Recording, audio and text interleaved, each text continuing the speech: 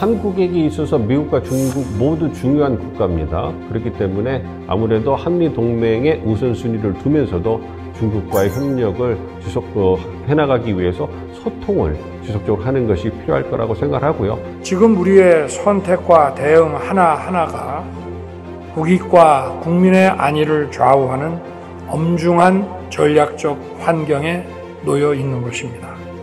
저는 지금까지 쭉 그래왔듯이 국익을 최우선에 두고 당면한 글로벌 복합 위기 극복에 모든 힘을 쏟을 것입니다.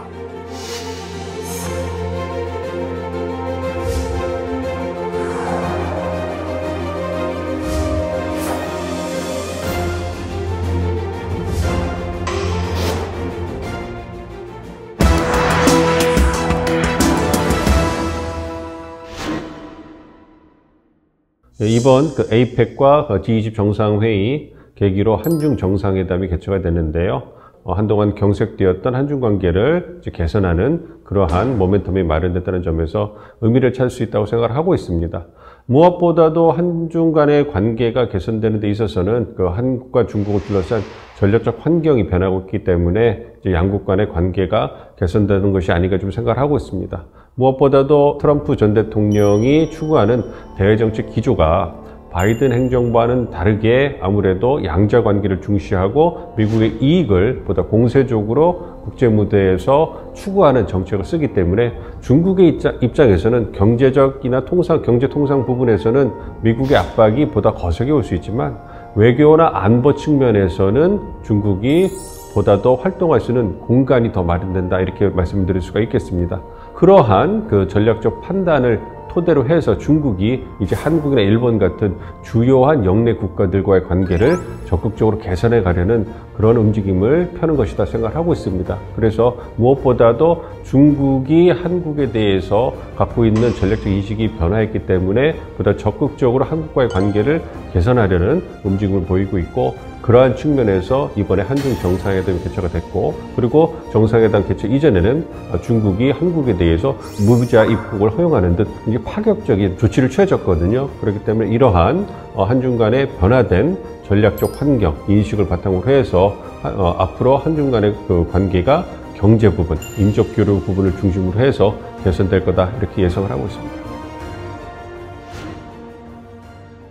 변화된 전략적 환경을 고려해 본다면 이제 한국과 중국과의 협력이 개선되는 것은 북한과 러시아에게도 또 불편한 이런 환경을 만들어줄 수가 있는 거죠. 왜냐하면 한미일 협력에 대응을 해서 중국이 북한과 러시아 협력을 증대해 왔는데, 그러한 한미일 대 북중러 이런 대립 구도에서 중국이 한편으로 한국과의 관계를 개선하고 일본과의 관계를 개선하는 노력을 추구한다면 아무래도 북한과 러시아가 불편할 수밖에 없을 것이고요.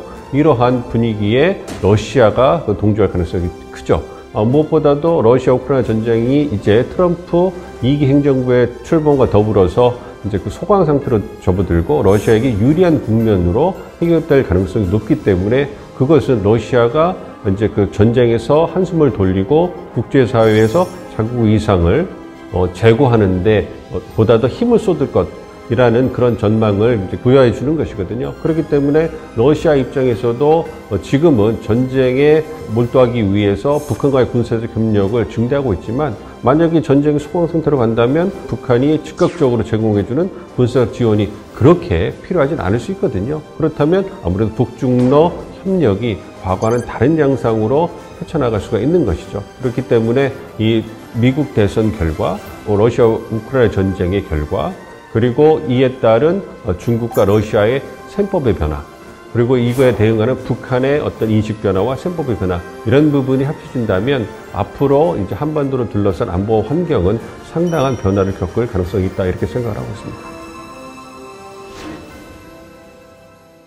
한미동맹은 트럼프 2기 행정부에서도 견고하게 유지가 될 것이라 생각을 하고 있습니다. 일각에서는 트럼프 대통령이 다시 백악관에 입성하는 것이 한미동맹을 약화시키는 것이 아니냐, 이런 우려를 하시는 분도 계시는데요. 그럴 가능성은 희박하다고 생각을 하고 있습니다. 무엇보다도 이번 대선으로 인해서 미국이 한국과 동아시아, 인도태평양에 대해서 갖고 있는 전략적 이익이 변하는 게 전혀 아닙니다. 그래서 한국이라는 존재는 미국에게 굉장히 중요한 동맹국이다, 파트너 국가입니다.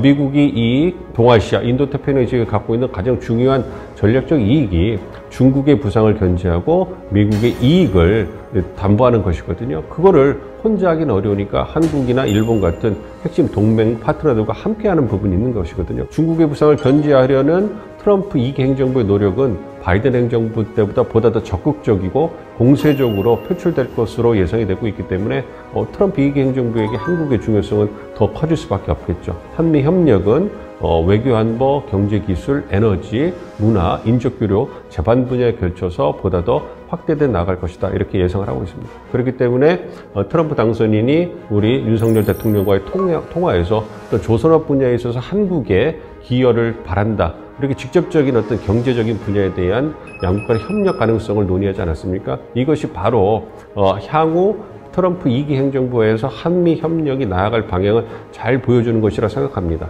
바이든 행정부 때 가치 외교, 혈맹을 강조하던 이런 기조에서 벗어나서 이제는 양국에게 경제적, 기술적, 또 이익이 될 수 있는, 실질적 이익이 될 수 있는 분야에서 양국 협력을 해나가는 것이 향후 4년간 한미 협력의 핵심이 될 거라고 생각하고 있고요. 그러한 측면에서 우리 한국도 미국과 어떠한 경제적 협력을 추구하는 것이 우리에게 이익이 되고 우리 한미 동맹을 유지하는 이익이 될 것인가, 이 부분에 대해서 면밀하게 검토를 해서 지속적으로 아이디어를 제공하고 협력을 추구해 나간다면 양국 간에 윈윈하는 그러한 환경이 지속될 수 있을 것이다, 이렇게 생각을 하고 있습니다.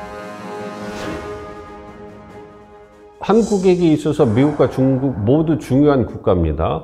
외교안보 분야에 있어서 미국은 한미 동맹이 있기 때문에 결코 좌시할 수 없는, 무시할 수 없는 그런 중요한 국가죠. 그러니까 우리의 외교안보는 한미 동맹을 토대로 해서 굳건하게 한반도 안보 상황을 안정적으로 관리하고, 그리고 한미 협력을 통해서 우리의 국익을 추구하는, 이것이 가장 기본이 되었고 앞으로도 기본이 될 겁니다. 그렇기 때문에 정책적 선명성을 내걸고 있는 윤석열 정부 입장에서는 한미 동맹의 공고화, 그리고 한미 협력의 확대라는 것은 가장 중요한 외교적인 추구 방향이 될 거고요. 이와 더불어서 중국은 우리에게 중요한 교역국이지 않습니까? 그리고 북한 문제를 관리하는 데 있어서 중요한 행위자이기 때문에 중국과의 관계를 관리하는 것은 우리의 국익에 있어서 또한 중요한 부분입니다. 그렇기 때문에 아무래도 한미 동맹의 우선순위를 두면서도 중국과의 관계, 특히 경제 부분, 그리고 북한 문제를 관리하는 데 있어서 중국과의 협력을 해나가기 위해서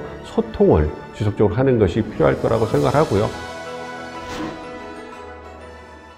첫 번째는 한미동맹을 토대로 해서 한반도 안보 상황을 견고하게 유지하는 것이 필요하다고 생각하고 있습니다. 그러니까 러시아 우크라이나 전쟁이라든지 이스라엘 하마스 전쟁에서 보여준 것처럼 21세기에도 대규모의 재래식 전쟁이 벌어질 수 있다는 것을 전 세계가 목도를 했습니다. 그리고 러시아 우크라이나 전쟁을 통해 가지고 이 유럽에서의 전쟁이 유럽에만 국한되는 것이 아니라 북한의 파병 등을 통해 가지고 한반도 안보, 그리고 동아시아의 안보에 영향을 미칠 수 있다는 게 여실히 보여졌거든요. 그렇기 때문에 무엇보다도 우리의 안보를 지키기 위해서 우리의 막강한 군사력, 그리고 한미 동맹을 토대로 해가지고 이제 우리 한반도 안보 상황을 안정적으로 관리하는 게 필요합니다. 그렇게 안보 상황이 안정적으로 관리가 됐을 때 이제 두 번째 중요한 외교 방향인 글로벌 중추 국가로서의 위상을 확립하는 이러한 움직임을 보다 더 확대해 나갈 수가 있을 겁니다. 윤석열 정부에서 글로벌 중추국가로서의 위상을 확립하는 것을 중요한 외교의 원칙으로 이제 확립을 하고 추구를 하고 있는데요. 최첨단 제조 역량이라든지 K컬처라든지 한류라든지 우리가 갖고 있는 소프트 파워, 그리고 기술 측면에서의 파워가 있기 때문에 이러한 역량을 바탕으로 해서 전 세계 중추 역할을 할 수 있는 핵심 국가로 거듭나는 이러한 것을 말하는 거거든요. 그래서 말씀드린 것처럼 한반도 안보 상황을 안정적으로 관리하는 그 토대 위에서 이제 글로벌 중추 국가로서 역할을 하기 위해서 우리가 잘할 수 있는 분야에서 논의를 이끌어 나가는 그러한 국제사회에서 모범이 되는 국가가 되는 그러한 외교의 움직임을 펼쳐나가는 것이 필요하다, 이렇게 생각을 하고 있습니다.